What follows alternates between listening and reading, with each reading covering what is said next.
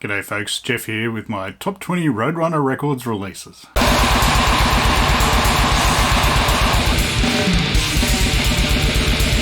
G'day folks, welcome back to the channel. Today we're looking at Roadrunner Records, which has released some of my favourite releases over the years. So yeah, this is a top 20 list. Honestly, I didn't really know much about the history of these guys. I knew they were Dutch originally, but that's about it. So apparently they were formed in 1980 by Seas Vessels. In the Netherlands. They quickly opened up an American office a bit later, and a whole lot of offices around the world, including Australia for a time. They put out a lot of releases over the years, including some pretty big ones from Nickelback and Slipknot and some pretty damn popular bands. Apparently in I think about 2012 they kind of got consumed by Warner Music, so I think a lot of their offices closed then, and Seas was no longer the CEO, but put out some damn fine stuff. But as with these videos, a lot of this is not the most modern stuff. Their classic era for me was, early 90s, late 80s sort of thing, so that's probably where the majority of this will be, but what the hell. As with these usual ones, I'll only pick one album per band, because if not there'd be multiple ones from several of the artists here, so I'll do that. And I haven't really included reissues that they've done that they didn't put out originally, except maybe one. And also they did sort of distribute a whole lot earlier on, so there's they did Slayer and Voivod and stuff that weren't really officially signed. They were more Metal Blade or Noise or whatever, so I haven't really included those ones except for maybe one. But hey, it's my video, I can cheat, what the hell. I'm always keen to see other people's versions of their lists, so feel free to post some comments below, and let's get into it.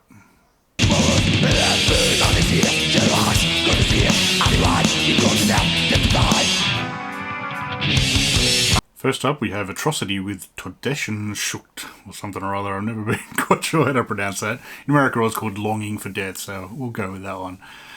These guys were a German tech death sort of band, or at this point in time they were. They have had a lot of different lives over the years. First two albums were, tech death, then they went kind of shit death, sort of death groove sort of style on Blut, their third album, which was not good. Not good at all, and after that they went sort of gothic metal, and I don't know, Atlantis had its moments, but these first two albums are really the best. And I don't actually this one, I could have sworn I owned it, but I think I must have just had it on tape for many years, so one day I'll track it down. I was super impressed by these guys with their first album, Hallucinations, with spiffy H.R. Geiger cover.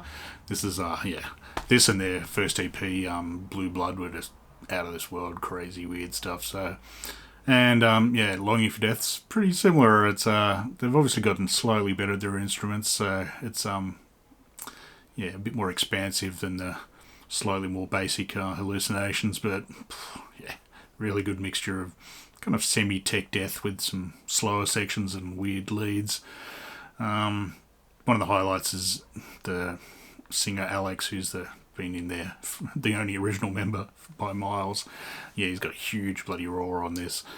Honestly, this sounds quite a bit like sort of spiritual healing, human kind of era death, and also testimony sort of era Pestilence as well. They're obvious reasonable influences on this, which is not a surprise. I mean, this is 1992, so good period for experimentation in death metal. I always love the lead work in this. It's not just sort of crazy whammy mania, it's somewhat thoughtful as well. They just have really interesting sort of songs. They're not all the same sort of, verse, chorus, bridge, usual sort of crap. It's they're pretty all over the place, which I really quite appreciate. So, as I said, the later stuff, For this album and Hallucinations, I would highly recommend. Bloody awesome.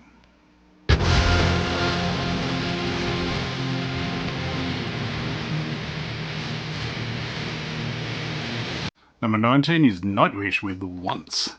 As you can see, this is a promo one that good old Roadrunner Australia sent me to review back in the day, back when I used to write for BMA magazine.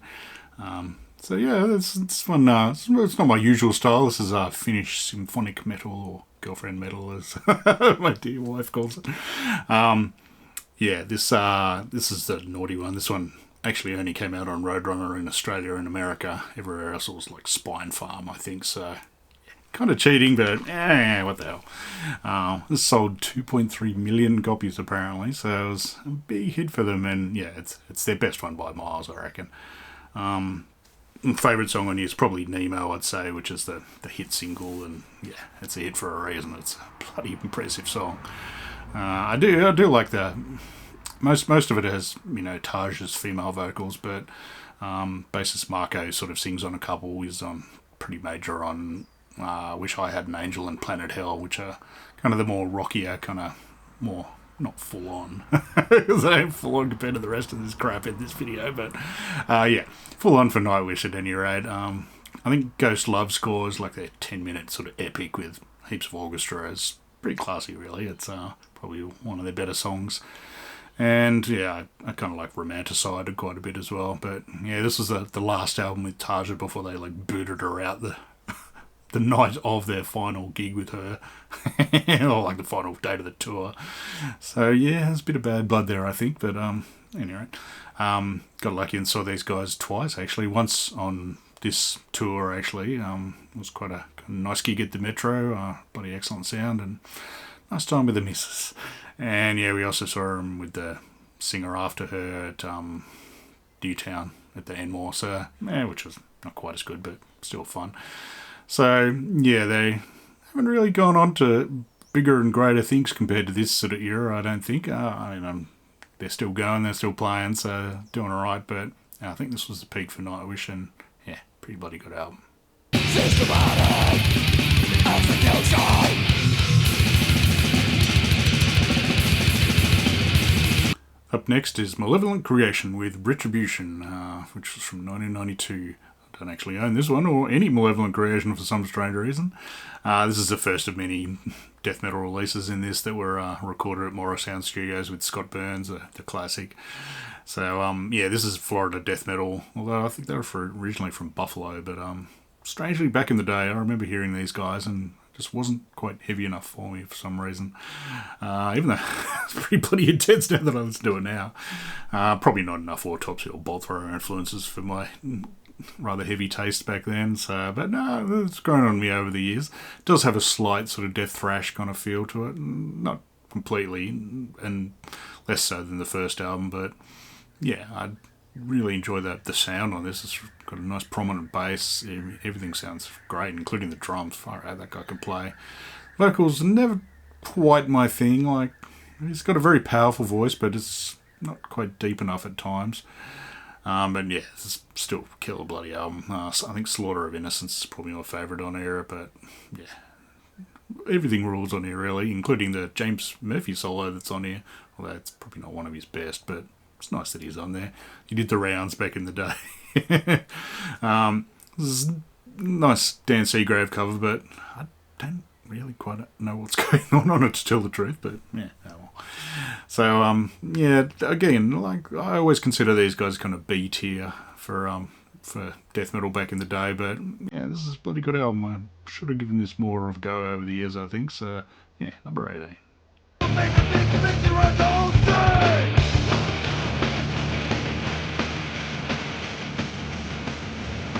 Number 17 is Biohazard with Urban Discipline. Honestly, I kind of prefer the first album to that, but hey, it's not on Roadrunner, so it doesn't count. So, yeah, this is their second album. This is Brooklyn, all the way from Brooklyn. This is like hardcore metal. I don't know. I'm never quite sure what sort of style it is, but it works pretty bloody well. It's got a heap of energy, I got to say. These guys, yeah, they enjoyed it themselves. Yeah, this is a bit more metal than the previous album. Punishment shows that pretty well. With some nice samples from Punisher, unsurprisingly. Shades of Grey is another highlight of buying on here. I've always kind of liked the contrast of the vocals, like Evan's sort of gruff, deeper stuff and Billy's like hardcore snarl. Works really well together. And yeah, they have a heap of sort of, your hardcore gang vocal sort of style that works pretty well. Like, it's corny as hell, I gotta say, but I really enjoy it. One thing that always irritates me in their film clips is a friggin' guitarist. Stop spinning, you fool! He's a reasonable guitarist, I'll give him that, but it's just always spinning. And yeah, on this, I've always loved the drums, actually. The guy's got a really good sort of style. It's great groove and sort of energy. My version is like stupid friggin' dodgy pack version, but kind of spiffy. Oh, you see these bloody falling out. Yeah, this comes with like, I think a redone version of Hold My Own, which is, I think, probably one of my favourite songs off the first album. That's just killer bloody kick in at the start. It's also got a couple of live tracks, and they've actually redone Wrong Side of the Tracks without the Warriors sample, unfortunately, but there's a track on the first album that's kind of, yeah, a cool song, but it has a bit of sort of his rapping sort of style in it that, yeah, kind of sort of works but sort of doesn't. But yeah, I did see these guys, I think they toured with Slayer on the first Slayer tour of Australia, which was like 94, 95, the Divine Intervention tour. So yeah, Biohazard supported, so I would have seen him in Wollongong and Sydney. And I think it was a Wollongong gig that I can't remember who the support band is. I can never remember. It's like Cryogenic or some Aussie band, and I'm not sure if it was them or like a crew member or someone or other just like did a shit on stage, or that's all I remember is just shit on the stage and people just going, what the hell? I don't know if Slayer were too happy about it. So yeah, not really sure what went on there, but shenanigans at any rate. But they were bloody good gigs. I mean, more so for Slayer than Biohazard. I barely remember Biohazard to tell the truth, which is a shame actually. But yeah, they're worth watching some of their footage of their old gigs. Yeah, they went off. I think they had a big posse of dudes that, would amp the crowd up as well. So yeah, killer band. I think this is their only album other than maybe a live album on Roadrunner. After this, they went more major. Next album's pretty bloody good as well. But I think they're back together with the original lineup now. So could be worth checking out if they play live. And yeah, forever props to singer Evan for being in the TV series Oz. Yeah, he was a cool character in that. He got messed up just like pretty much every other character. So, but yeah, I quite enjoy Biohazard.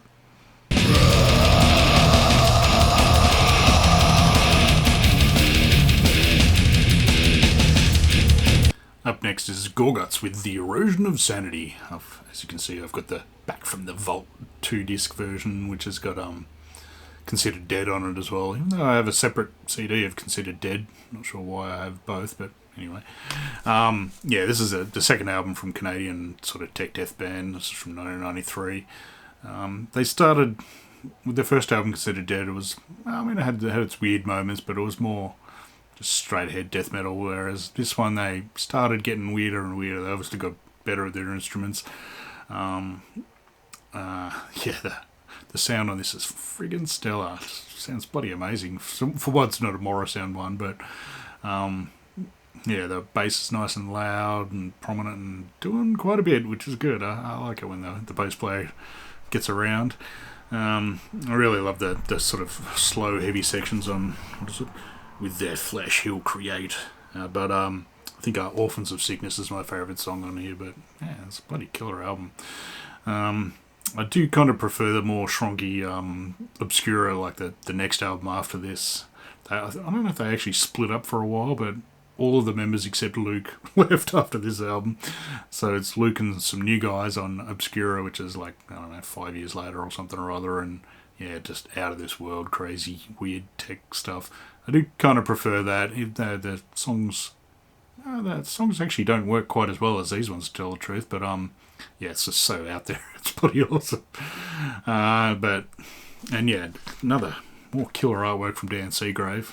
That man can paint. So yeah, good old Gorguts. I think, have I seen these guys? Yeah, I saw him at MDF once, I think, but actually I saw him supporting Portal once. That was a good gig. Great gig in New York, that one.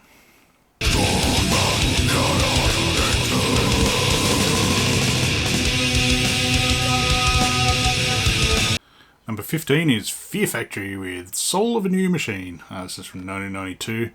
I think most of you would probably be quite familiar with these guys. I certainly got around. I must admit, Demanufacture is probably a better album than this, but yeah, I kind of like this one. I just remember first hearing this at my mate Jesse's house when we were like painting or doing some chore of some variety, and yeah, I was blown away. I think it was Martyr, which was probably the first song I heard, and yeah, I was like, ooh. Wasn't quite used to death metal with nice clean bits in it, but yeah, it worked pretty bloody well. Although, to tell the truth, I still love that song, but the bit at the start where he's growling with, like, I think nothing in the back, no music in the background, I can't not hear Grover from Sesame Street or some other, like, Frank Oz character. It just sounds, yeah. Anyway, yeah, these guys are sort of death metal with industrial-y kind of feel to it. Obviously they heard Godflesh a number of times, and plenty of sort of groove parts as well. Actually, this album quite a lot sounds like Harmony Corruption sort of era Napalm Death to me. And maybe like Terrorizer as well. I think it's, what is it, Arise Above Oppression, Suffrage and Desecrate. Just it's just Napalm grind, Napalm early 90s grind. But to tell the truth, I like that not as heavy songs like Scum Grief and Self-Immolation as well. I've always sort of enjoyed their remix ones as well. Like they did the Fear is a Mind Killer after this, and there was that Remanufacture. I kind of almost enjoyed Remanufacture more than Demanufacture, but I don't know, they just had a good ability to chop stuff up and make it sound a bit weirder. Favourite songs are probably Scapegoat and Crash Test, but yeah, they're all pretty bloody good. I've always loved Raymond's drum sound and performance on this. Is a beast, that dude, bloody hell. There's actually another version of this called Concrete, which was recorded beforehand by, I think, Ross Robinson from like Korn and, you know, all the other new metal ones way back in the day, which, yeah, if you want to hear a different version of this, sounds pretty bloody good, actually. I think I must have seen these guys a couple of times, but yeah, the first time they toured Australia was on this album as well, so it was in their prime at least. And yeah, that was a memorable night, that one. They played in Canberra, they were supported by Alchemist, which is always a winner, and they were killer live. Not sure if Burton's voice quite holds up these days, and they've just had their massive bloody infighting dramas with a replacement for him, and yeah, I think the drummer and the other guitarist tried continuing on, and yeah, it's drama, you could say. But at any rate, that gig was bloody killer. It was, yeah, maybe the first time I tried acid, and had a grand time, I've got to say. It was made even better by hanging out at a mate's place after watching Ren and Stimpy for the first time, which was yeah, also assisted by said naughtiness. But yeah, I really quite enjoy this album. It's yeah, a distinct style that I really appreciate. They were trying something different as well. But yeah, good old Fear Factory.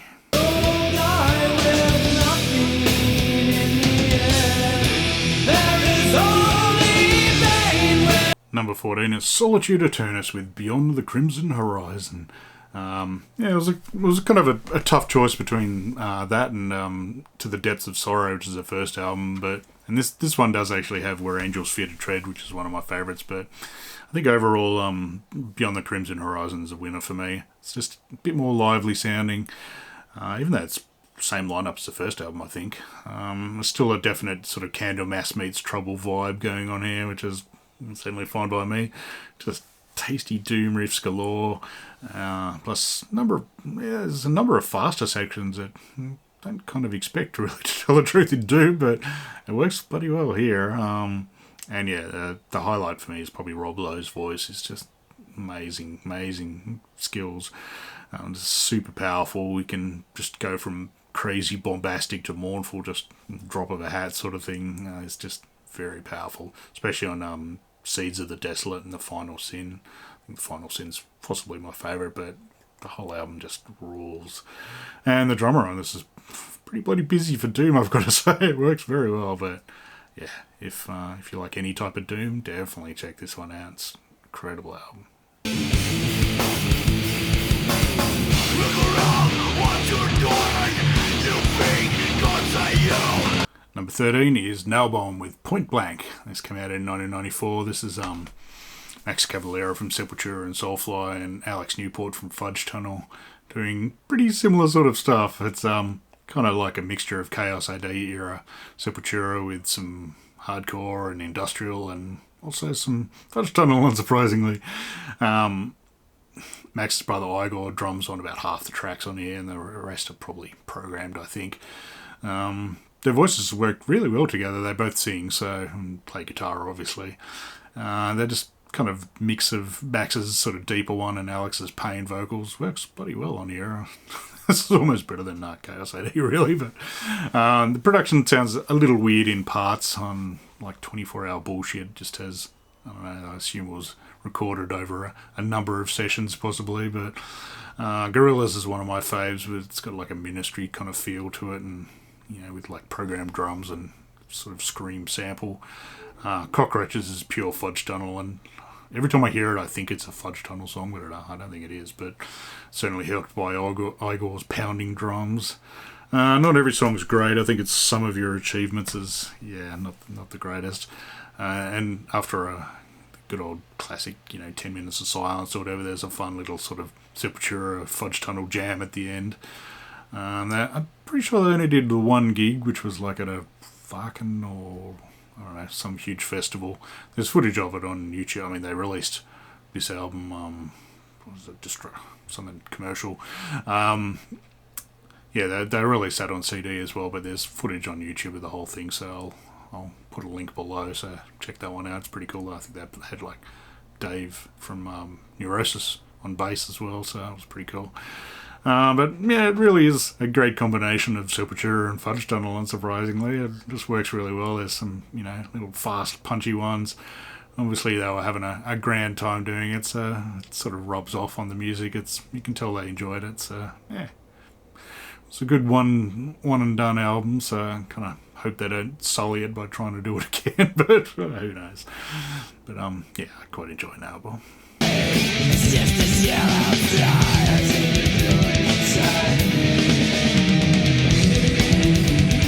Up next is Cynic with their Focus album. This pretty legendary death metal jazz fusion sort of album. It's a different one, that's for sure. These guys started as like a thrash band, but they got death pretty quickly, and I think it must have been a pretty competitive scene back in Florida in the late 80s or early 90s. A quest to see who could get more tech out of them, and Nocturnus and a ton of other bands. For a time, the band members of this seem to be bloody everywhere. They're in like Death and Pestilence and Master and Monstrosity and Atheist. They got around as session guys, but this was their main thing, and they're still pumping out albums, I think. I can't say I actually heard much of their more recent stuff. I probably should check it out. But yeah, this is very progressive death metal with heaps of just non-death metal sections, really. And it's kind of nice that it's not like this whittle fest of solos all over the place, and all the members are obviously very talented. Drummer Sean Reinhardt was bloody beast. I'm still kind of surprised that I like this so much. I was a big fan of sludgy, horrible death metal, and there's this like rather nice death metal album. But yeah, just works so well. It's a great flow. It's not easy when you're writing tech stuff for it to flow really well, and this stuff bloody goes great. Not a huge fan of the electronic drum sort of sound, but yeah, overall it's pretty good. Another Morris sound, Scott Burns production. One thing that is different on this is the vocals.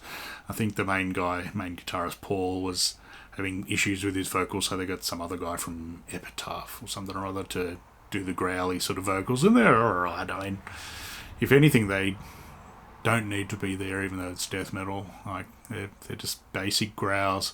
Could probably do without it. I mean, it could have been a great instrumental album, really. But the other side of the vocals, I mean, there are some really nice female vocals on there as well that work very well. But the other side of these weird, like robot vocoder sort of weird vocals that just At first, I was just like, what the hell is this? But it's kind of grown on me. It's this, very odd sort of sound. I think you can hear they did release like earlier demos, and I think the 91 demo is pretty interesting. You can hear like they're similar songs, but a bit rougher with, you know, proper death vocals and a few differences in the song. It's sort of worth checking out. So, but for me, personally, the Unquestionable Presence, the Atheist second album, is the peak of the Florida tech death for me. But this one's pretty bloody close behind it. I was actually, I was mistaken that I thought that Atheist album was actually out on Roadrunner, so I wrote a review, but then I'm like, oh crap. I was on some other label, shit. So yeah, this is the tech death king for Roadrunner pretty much. So yeah, good old Cynic.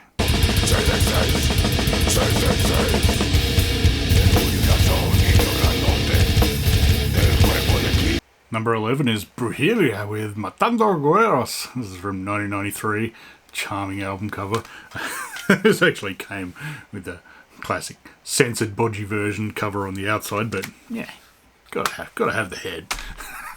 Yeah, this is a kind of a super group of it's like Dino and Raymond from Fear Factory, or back then it was Bill from Faith No More, Shane Embry from Nailbomb Death, and Jello Biafra, I'm pretty sure, was in the band as well. Not sure if he's actually on this one or just on the EPs beforehand, but at any rate, they're sort of like fake Mexican drug lords. I mean, I think some of them are Mexican, of course, but I don't think they're drug lords. So the lyrics are all in like Spanish, dealing drugs and murder and Satan, and they're fun to read a translation of, that's for sure. And yeah, it's just nasty sounding, just detuned, catchy sort of death grind that just works great. The vocals are all in Spanish, and it just, I don't know, there's something about vocals in, you know, death metal vocals in a different language that you can sort of understand a bit, even though you can't understand what they're saying, but I don't know, it just adds that extra sort of craziness and nastiness, and I think the crazy ranting vocals are probably the highlight of this, to tell the truth, but I mean, it's just really good fun, sort of simple grind. It's got a great groove to it, especially on the title track. It's just got a pretty catchy chorus. I think Narcos Satanicus is another cool, slower, groovy one. The bass on this is just tremendous. Yeah, not surprising because there's like 3 bass players credited, so it's, yeah, plenty of bottom end, I gotta say. I kind of prefer the more quality album cover there, Machetezo EP before this, and it's kind of sad that Padre Nuestro wasn't re-recorded for the album. I think it was redone on Raza Odiada, which is the album after this, but didn't quite catch me quite as much. It's just a bit too Fear Factory and nice sounding. Still going, still putting out albums, I think. God knows who's in the lineup these days. I think the main singers and bass player are still in there, I think, but who knows? I think Shane Embry's probably still in it, who knows? But, yeah, it's good for a laugh, but it's bloody good music, I gotta say, and just, yeah, sounds like nothing else, I gotta say.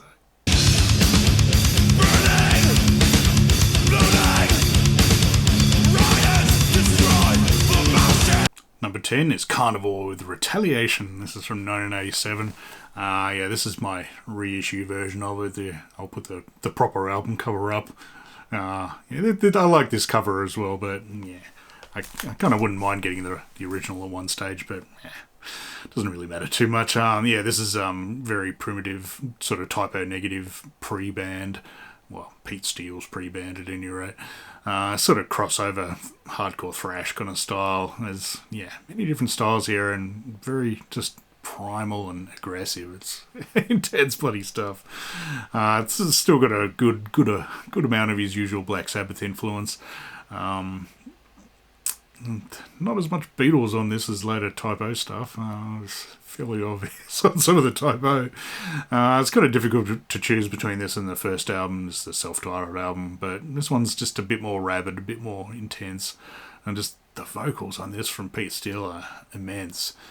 It's pretty much like Slow, Deep and Hard, the first typo negative album, which supposedly was the third Carnivore album at some stage, but so it's his very aggro, grumpy vocals. There's a few clean sort of sung bits on this, but there's no black number one deep gothy sort of stuff on this. I really love the drums on this. And New York hardcore sort of style bits on Race War and Jesus Hitler, which are two of the better songs on here. Two of the naughtier ones as well. He's got quite the sense of humour, Mr. Steele. Never quite sure how serious he was about some of his lyrics, but yeah, they're provocative, you could say. It's also, for some reason, got a Jimi Hendrix cover of like Manic Depression, which is probably mainly just due to the song content. It's quite a bit different than the original Hendrix one, as you'd imagine. It's not really a highlight, but it's still interesting to hear. Technophobia's got a nice sort of use of the, funeral march, Chopin sort of bit as well. It works pretty well. But yeah, it rounds out with Sex and Violence, which is, perfect way to end the album. It's that breakdown, holy shit. That's a great song. So yeah, it's very primitive, primal sort of, crossover thrash sort of style, but yeah, big influence on previous band Biohazard as well. So yeah, worked pretty bloody well. I like this band.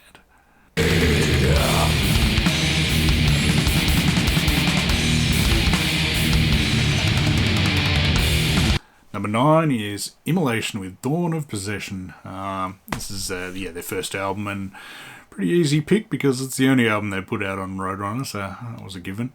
This album, along with Effigy of the Forgotten and Onward to Golgotha, they kind of really define the East Coast New York sort of death metal style. This is probably their more straightforward album of their earlier stuff, but it's still got some weird sort of time changes, but yeah, it's not quite as crazed as the next 3 albums. It was weird. There was a big gap between this and the next album. There was like 3 or 4 year gap. So yeah, I don't know why, but oh well. Yeah, this is a bloody killer album though. Highlights for me are probably Into Everlasting Fire and Those Left Behind, which are songs they still play live for a good reason. The drums on this just sound bloody incredible, and his vocals are a bit different on this. They're a bit raspier than their later sort of stuff. He got a bit deeper as time went on, but still work bloody well. So yeah, if you haven't heard this album, bloody get it. All hail Satan!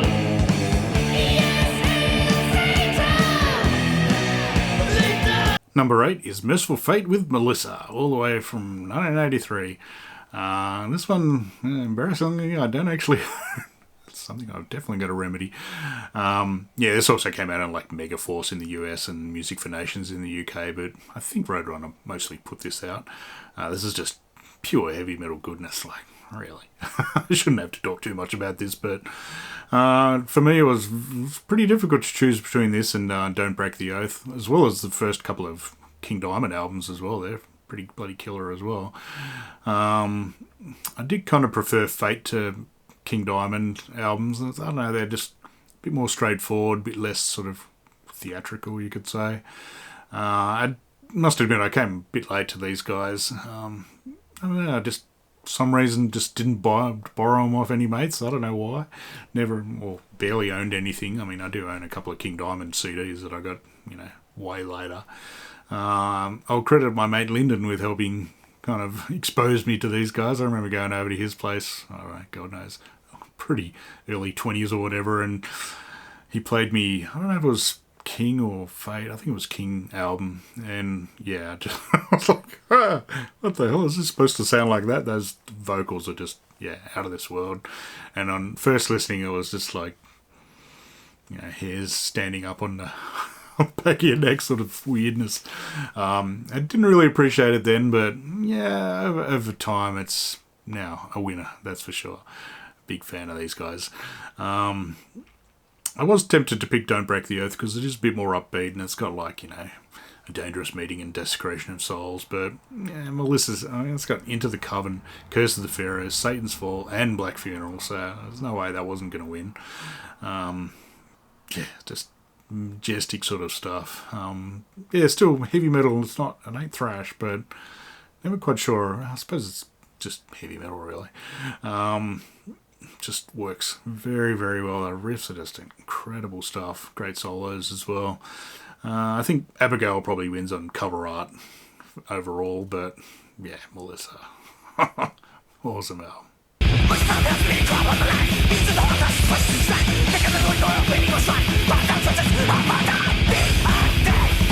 Number 7 is Sadus with Illusions. This is kind of cheating because this is actually a self-released album. But Roadrunner did put it out on, well, cassette and LP and CD a couple of years later. So they were the first label to actually release it. I'll go with that. Yeah, this is just blistering death thrash from Antioch, which is near San Fran. This is just shredding and as fast as hell, nastiest stuff. This is from like, what is it, 1988? It's ridiculous. This kind of goes in the category of, you know, your Pleasure to Kill and Possessed and Dark Angel and Demolition Hammer, just sort of, that ain't death, but it ain't thrash. It's just, yeah, nasty. Yeah, it starts with like this bee sort of noise for a while, and then just certain death just kicks in. It's ridiculous. This is like Steve Giorgio's first band. He went on to be in like Death and Testament and Autopsy and about a billion other bands. And yeah, he sounds great on here. He's even got a couple of bass solos which sound pretty cool. I didn't actually hear the demos before this. It was like Death to Posers or something, until many years later, and I kind of always assumed it'd be even more shredding than this, but kind of wasn't. His vocals on this are just ridiculous, throat tearing, just dripping with rage. I just love the energy on this. It's just so nasty and intense. He just goes for the throat on every song, and what is it? And Then You Die is just so intense as hell. There's even like blasts on Hands of Fate. I do enjoy that. It does have a bit of a Slayer influence on it, and they kind of, I think it's the song Illusions, they have kind of rewritten Slayer riff almost. It's a bit of a nod. After this they got a bit more technical. The Swallowed in Black, the album after this, is pretty bloody good as well, and I think Vision of Misery was reasonable, but they had a big breakup period, and then yeah, I don't think their more recent stuff is quite up to job really, but this is just tense. I'll just show you as well. Like, I still find it weird that I managed to buy this in Canberra. This is like self-released. I mean, they obviously put out a heap. Nice bit of thrash collage action going on there. But yeah, this is like the original press by the band. Somehow I got it in Canberra. I'm assuming I've got Lucy, who used to work at Impact, to maybe thank for that. But yeah, I was very happy to get that one. And I'm not the only one in Canberra to have it as well, which is just odd. Maybe there was just some diehard Sadus fan that just bought a heap of them. But yeah, amazing album.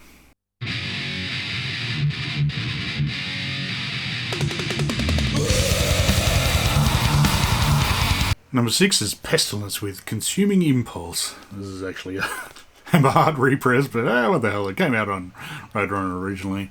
So yeah, this is early Dutch death metal. This is from like 1989. It's ridiculously heavy. This is their second album. I've never really been a huge fan of the first album, Malleus Maleficarum, or whatever the hell it's called. I don't know, this album's just a heap better. It's still a bit sort of thrashy, but just oodles of death metal. Martin Van Druenen's vocals just sound... His roar is just scary as hell on this. And just ramps up the gore on this one. It's... Highlights for me are probably the Process of Suffocation and Out of the Body, but really every song on the bloody rules. Reduced to Ashes is another corker. This is one of the bands that, thankfully, they put out a pretty bodgy, just filmed in a house or something video, but yeah, it used to be on Rage, like a video channel, like an MTV version of it in Australia. And yeah, I had a tape of that, so I watched that clip many a time, as bodgy as it is, but I love that song. I just always love this, just the chainsaw guitars and the just loud drums in this. It's, yeah, ridiculous album. And this cover art featured on my top 10 album covers that are not Iron Maiden, but it wasn't in the good list, it was in the crap list. Never been a fan of that for some reason. But really, I mean, this has it all. It's catchy as hell, it's technical, but just memorable as well. It's a big selling point for me. Yeah, amazing album. Walk on these dark streets with hate in my mind, feeling. Number 5 is Sepultura with Beneath the Remains. Doesn't get much better than this one. Definitely my favourite Sepultura album, and yeah, obviously it was a very good year for Roadrunner in 1989. Yeah, this has just got super punchy sound, just pummeling drums. It's less explorative than Schizophrenia, the album before that, but it's just balls out death thrash. I do love Arise quite a bit as well. The sound is possibly better than this one, but the songs aren't. The songs on this are just prime. I mean, it's got the opening riff of Inner Self. How can you not have that on a top 20 list? Bloody hell. I must admit, I do kind of enjoy Chaos AD and Roots to a point. Not all of it, but it does have some cool songs on there. I actually kind of wish they'd explored the, Ratamahata or whatever, that kind of weird tribal drummy sort of bit. That they could have done more of, I think. But anyway, back to this album. This is just pummeling. That's really the only way to say it. Yeah, Inner Self's, it's just no filler at all. Inner Self's probably one of my favourites. Mass Hypnosis is another good one. I mean, it's all good, really. For some reason, this kind of reminds me a bit of like Master of Puppets. I don't know why. It doesn't sound anything like it, but maybe it's just the intensities, just something about it. But yeah, this is had this one for many a year. No reissue, that one. I was very, very lucky to see these guys, and sorry to keep rambling on about how much how many bands I saw live, but it's the live gigs are a big part for me. I really love seeing bands live, and these guys, I think it was the Arise tour. Whew, bloody hell. That was a damn good gig. I also saw him on the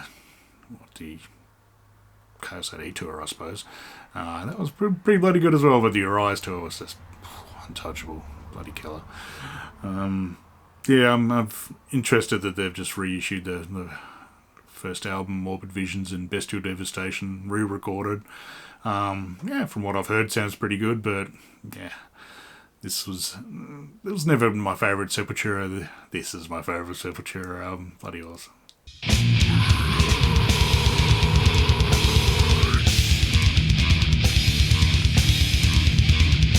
Number 4 is Suffocation with Pierced From Within. I know you're probably thinking, where the hell's bloody effigy they've forgotten? But it was a very, very tough choice, believe me. But yeah, this one, I don't know, it's always kind of slowly ahead for me. It's probably, first 3 songs are Pierced From Within, Thrones of Blood, and Depths of Depravity. You can't go much better than that. Thrones of Blood in particular is a favourite, just with this ridiculously heavy breakdown and just kind of a weird ordered chaos kind of build up. It's just monstrous album.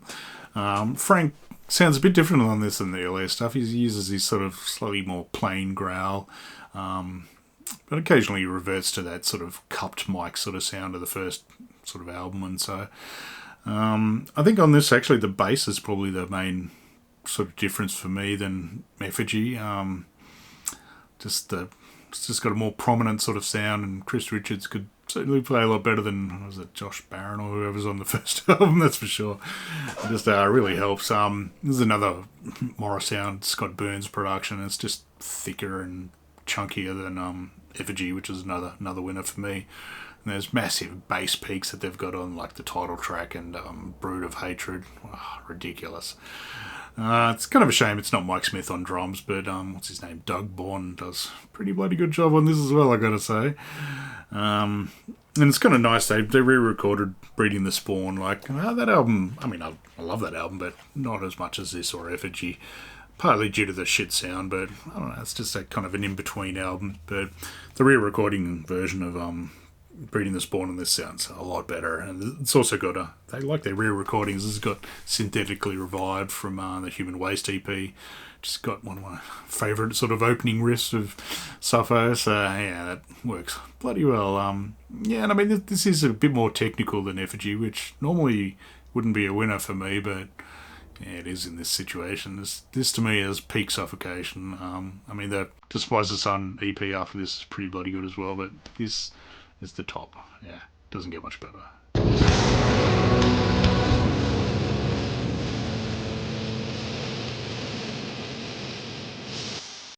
Number 3 is Typo Negative with Bloody Kisses. Yeah, this was a tricky one. I was going to pick Slow, Deep and Hard because it was the first album that I heard of them, and I still love that dearly. I mean, it doesn't sound anything like the later stuff, but it's nasty, nasty album, but it is very impressive, but really, Bloody Kisses is just that good. It was a huge change from the angry sort of Slow, Deep and Hard stuff to the more sort of lush, nice gothic doom sort of stuff. But, I mean, he had already sung sort of like that in Carnivore anyway, so initially I had the the nice version of, which had like Suspended in Dusk instead of the nastier, Kill All the White People and We Hate Everyone, but hey, got this copy from Cash Converters for $4, it looks like. Bargain. Those two Ruder songs are faster, kind of crossover style. Seem a bit weird in comparison, really, but I don't know, they're good. It's a prime example of their weird sense of humour. We had everyone sort of lurches from like crossover to nasty doom to then it's nice kind of goth rock. It's odd. I've always enjoyed the 1-2 combo of like the Seals and Crossed cover of Summer Breeze and then Sets Me on Fire. They're just nice mellowy kind of songs. And the Beatles' influence certainly shines through on the last song, Can't Lose You, with the George Harrison sitar kind of style. But really, I mean, the highlights for me are the main long songs, which are Christian Woman, Black Number One, and Bloody Kisses, A Death in the Family. They're just prime. Christian Woman's just like a wild ride, and the Jesus Christ Looks Like Me bit of, yeah. Again, I think there was a film clip of that, but it was like a much shortened version. It's kind of weird to hear the shortened version. Black Number One obviously is a hilarious piss take on his ex-girlfriend who was quite a goth. It's just got so many amusing cliches, and I just love the Addams Family harpsichordy sort of bit in it. It's just gold. And it was like Loving the Dead whole. It was just, I don't know. It's beautiful song, but also just hilarious lyrics. Like the man could write an amusing, disturbingly amusing songs. But Bloody Kisses, the song itself is just pure doom and gloom, just depressing as hell. And the chorus of the "Oh no, please don't go." I'm not going to try and imitate him. It's just very emotionally powerful and just gives me chills every time. It's like, yeah. I do very much enjoy October Rust, the album after this, but it kind of drags slowly, whereas this is, I don't know, I mean, it's still pretty bloody long, but yeah, this is the shit. Yeah. Still very sad I never saw these guys live, and yeah, big ups to Pete the man. Send on down to hell and my life, wrath of God. Send us in my Number 2 is Deicide with their self-titled album from 1990. Oh, it was a really tough choice to make this number 2 and not number 1, but yeah, this is just pure satanic death metal. This is an easily top 10 death metal album for me, if not top 5 probably. It's not quite as fast and intense as Legion, the follow-up, but it's way catchier. I first heard this band when my friend Real gave me a tape to play. I used to do a radio show in college, so in year 12 I suppose it was. Yeah, he gave me a tape and asked me to play Blaspherian, but I don't think the tape was even in the right friggin' spot, which didn't help matters. So, yeah. So the lucky canteen people got to hear me play Blaspherian, and I don't know, sometime in the afternoon. But yeah, I was pretty damn sold straight away on that. Just I love the dual high and low vocals that he does on it. The drumming's just amazing. Just super catchy. The sound isn't perfect and it's a bit tinny really. Just with lacking bass. Like the demo that they did re-release I'm on Feasting the Beast, which is like a compilation of the 2 demos, and the second demo, Sacrificial, which is just all of the songs are just on this album. The second demo almost sounds a bit better than this, although the drums are nowhere near as good, but yeah, this album, I'm kind of guessing that Glenn noticed the lack of bass, because Legion, the album after, is just overcompensating with the bass, I think. To me, this is just, it's like the movie Commando, one of my favourites.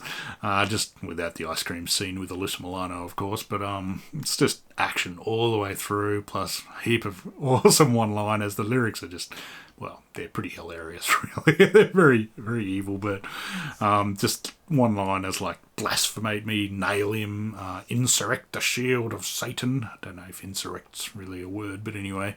And of course, the final line on the whole album is, where's my crucifix? I can't die without it.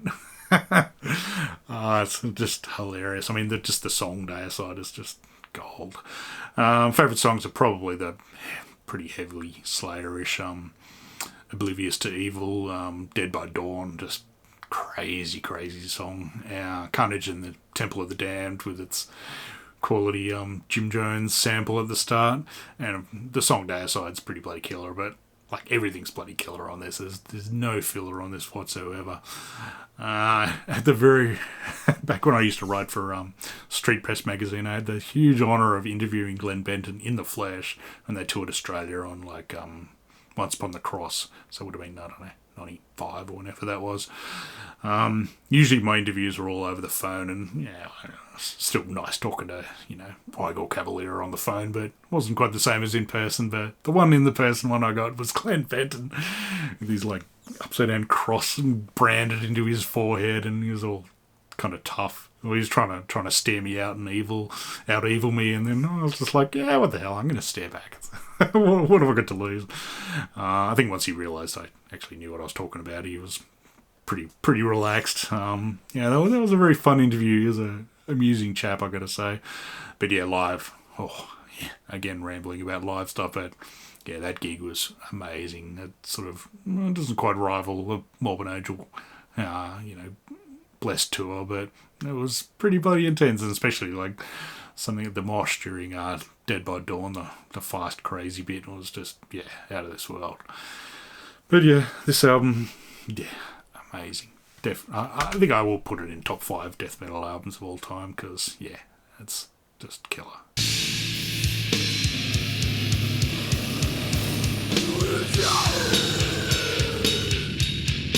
And number 1 was Obituary with Cause of Death. Probably a bit of a giveaway given the shirt I've been wearing for this review, but what the hell. This is another tough call. This and Slowly We Rot, the first album, was both pretty bloody incredible. This one Slowly has like faster, punchier kind of songs, but just I love the sludgier, chunkier feel on this one. It's just out of this world. Production is just amazing. Another Scott Burns Morrisound job, but just sounds incredible. John Tardy's vocals are just so unique. His rambling sort of hobo of death style, as I call it. It's just out of this world. And the drums on this are just huge. I'm a big fan of percussion, and just he can play, this chap, and it's just thundering. They're just so powerful. And this is the album. This is the only album with James Murphy on it, and that's another win for me. I think he's a lot better guitarist than Alan West was, that's for sure. So his solos are just stellar, really, really nice. Possibly a bit too nice for this sort of stuff, but I'm so used to it. It just sits perfectly. He really won me over on Spiritual Healing, which came out earlier in 1990, the same year as this. Had a good era run, that chap. I've still actually got to listen to his Disincarnate album more. I'm pretty sure I own it. Maybe I should give that more of a go, I think. Dying's another of my favourite songs on this. It's just, him yelling, growling, "We're dying!" It's just mega slow riff, just chunky as hell. I mean, Chopped in Half's another definite highlight, and I was very pleased to see that live. I kind of get the feeling this might have been marginal. I don't know about quite rushed, but just, I don't know, there's like a lot of songs that kind of sound like two parts kind of chucked together and don't have a lot of vocals in parts, so I'm not sure if it was a kind of rushed out to get something out, but if it's slapped together, it's pretty bloody good, because it won this competition, that's for sure.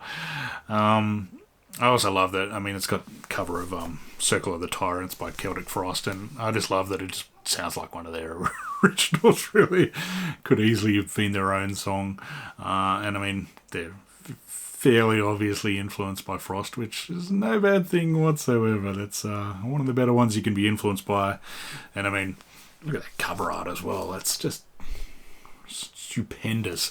Yeah, I have a poster of that framed on my wall that I'm looking at right now, and it's pretty impressive stuff. Very glad that they got that album cover and Sepultura got their Beneath the Remains one, because it's much better fit on both sides, I think. I'm very glad I got to see them play all of this just prior to the pandemic kicking in Sydney. So yeah, I'll check out. I did a review of it actually. Combined with Liebark for some strange reason, because they were one night after the other. So yeah, check the link out for that, because that was a fun night, and it was really nice to see all of those songs live, not just one or two tracks. But yeah, this is just pure death metal, a thing of pure beauty, I've got to say. I love it. Number one. Not by a mile, because Deicide's really bloody close. It was very tricky to pick between the two, to tell the truth, but yeah. Great album. So that was my top 20 list from Roadrunner Records. There's a whole batch that didn't quite make the cut. There's a heap of bands that I just missed along the way. You know, your Infernal Majesty, Exhorder never quite clicked for me. Annihilator, Alice in Hell was one of those things I just got a bit too late. If I got that back when I came out, it would have been one of my faves probably.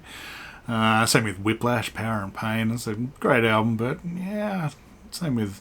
I mean, there's a batch of other bands that, you know, just like Death put out Symbolic, but it's not really one of my favourites.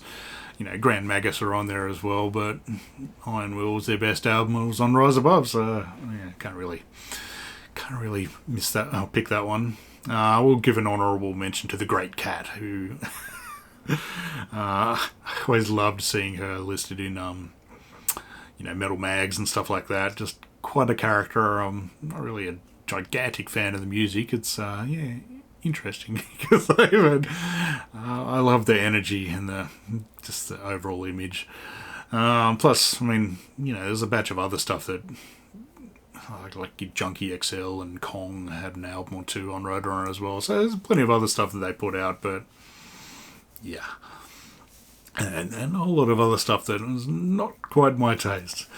So but yeah, those 20 have made quite the impact on me over the years. So yeah, feel free to leave your own list down below and critique my crappy takes on certain albums if you like. Always keen for feedback. So, and yeah, I have plenty of other of these. There's a playlist with all my other record labels that I like Earache and Peaceful and Relapse. I'll continue doing these. Might maybe try and pick a slightly newer record label next instead of ones that Glory Days were like 30 years ago. I mean, of the stuff that I just reviewed, I think there's one album in the 2000s, and that was the newest one. It was like 2004.